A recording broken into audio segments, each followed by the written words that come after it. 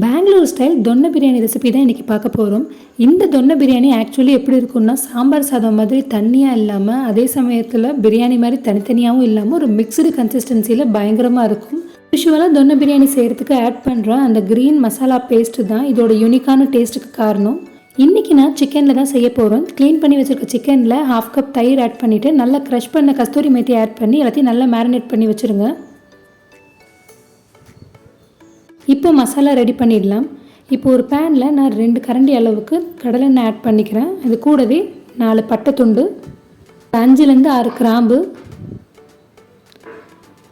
ஒரு 4 ஏலக்காய், இது கூடவே ஒரு கைப்பிடி அளவுக்கு தோல் நீக்கின பூண்டு, ஒரு சின்ன துண்டு இஞ்சியை நல்லா கட் பண்ணி இது கூட ஆட் பண்ணி எல்லாத்தையும் வதக்கிக்கோங்க.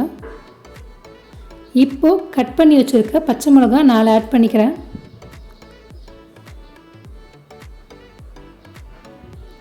கட் பண்ணி வச்சுருக்கிற ஒரு மீடியம் சைஸ் வெங்காயம் 2 ஆட் பண்ணிக்கிறேன். எல்லாம் நல்லா வதங்கட்டும். இப்போ இது கூடவே ஃப்ரெஷ்ஷாக கட் பண்ண ஒரு கொத்து கொத்தமல்லி, அதே அளவுக்கு 1 கப் அளவுக்கு புதினா ஆட் பண்ணிக்கோங்க. இது எல்லாத்தையும் நல்லா வதக்கிக்கோங்க. நல்லா வதங்கினதுக்கப்புறமா இது மிக்ஸி ஜாரில் மாற்றி பேஸ்ட்டாக எடுத்து வச்சுக்கலாம்.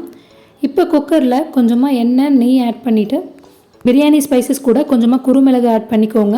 இது கூடவே கட் பண்ணி வச்சுருக்க வெங்காயம் 4 ஆட் பண்ணிக்கோங்க. இதெல்லாம் நல்லா வதங்கட்டும். வெங்காயம் நல்லா கலர் மாறினதுக்கப்புறமா ஒரு பிஞ்ச் அளவுக்கு மஞ்சள் தூள், ஒரு 1லேருந்து 1.5 ஸ்பூன் அளவுக்கு காஷ்மீரி மிளகாய் தூள், இது கூட 2 டேபிள் ஸ்பூன் அளவுக்கு மல்லித்தூள் எல்லாத்தையும் போட்டு நல்லா வதக்கிக்கோங்க. மசாலா கரிஞ்சிடாமல் இருக்கிறதுக்காக கொஞ்சமாக தண்ணி ஆட் பண்ணி எல்லாத்தையும் நல்லா குக் பண்ணிக்கோங்க. இப்போ நம்ம ஆல்ரெடி மேரினேட் பண்ணி வச்சுருந்த சிக்கனை இது கூட போட்டுக்கலாம். எல்லாத்தையும் நல்லா கலந்து விட்டுக்கோங்க. இப்போ நம்ம அரைச்சி வச்சுருந்தோம் இல்லையா ஒரு மசாலா பேஸ்ட், அந்த பேஸ்ட்டை இது கூட போட்டுக்கலாம்.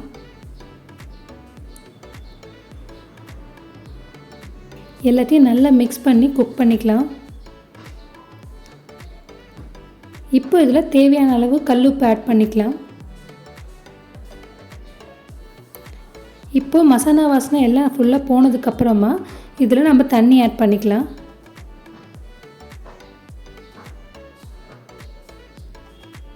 நான் இன்றைக்கி 1 கப் ரைஸ்க்கு 2 கப் தண்ணி ஆட் பண்ணியிருக்கேன். ஆல்ரெடி மசாலாவில் கொஞ்சம் தண்ணி இருக்கிறதுனால 2 கப்பே போதும்.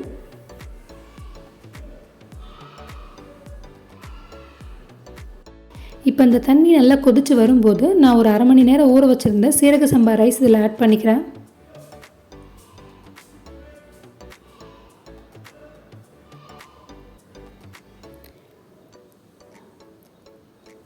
தண்ணியும் ரைஸும் சம அளவுக்கு வந்ததுக்கப்புறமா நம்ம தம் போட்டுடலாம்.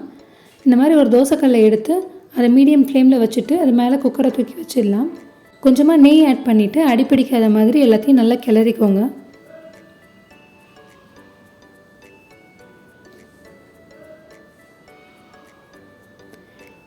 இப்போ குக்கரை நல்லா மூடிட்டு மேலே விசில் போட்டுருங்க. மீடியம் ஃப்ளேமில் ஒரு 20 மினிட்ஸ் தம்மில் இருந்ததுக்கப்புறமா ஓப்பன் பண்ணிங்கன்னா பயங்கர வாசனையாக சூப்பராக நம்மளோட தொன்னை பிரியாணி ரெடி ஆகிடும். இதோட கன்சிஸ்டன்சி பாருங்களேன், உங்களுக்கே தெரியும். எடுத்து வச்சிங்கன்னா அப்படியே அல்வா மாதிரி விழும். அந்த மாதிரி ஒரு கன்சிஸ்டன்சியில் இருக்கும். ஆனால் ரொம்ப தண்ணியாகவும் இருக்காது. பயங்கரமாக இருக்கும். நீங்களும் கண்டிப்பாக ட்ரை பண்ணி பாருங்கள். பிடிச்சா லைக் அண்ட் கமெண்ட் பண்ணுங்கள். ஃப்ரெண்ட்ஸ் அண்ட் ஃபேமிலிக்கு ஷேர் பண்ண மறக்காதீங்க. கூடவே நம்ம சேனலை சப்ஸ்கிரைப் பண்ணவும் மறந்துடாதீங்க. தேங்க்யூ.